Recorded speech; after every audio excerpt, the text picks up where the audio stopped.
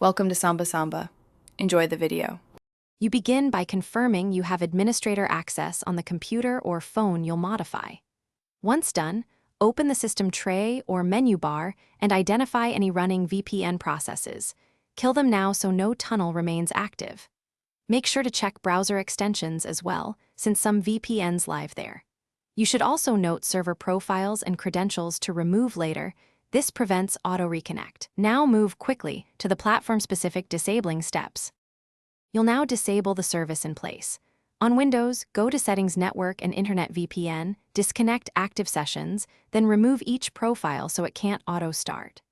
On macOS, open System Settings, select VPN or Profiles, disconnect and delete profiles, and check login items for clients. For Android and iOS, force-stop the app, revoke VPN permissions, and delete configuration profiles. If you used a browser extension or proxy, remove it. Finally, check any secondary devices like tablets and smart TVs. You finish by uninstalling VPN applications and removing them from startup or scheduled tasks so they can't relaunch. Once uninstalled, flush the DNS cache and reset network adapters, then reboot the device to apply changes. Make sure to check your public IP and use a quick IP lookup to confirm the tunnel is gone. If a service reconnects, inspect router-level VPN settings and factory reset the router if necessary. That single step.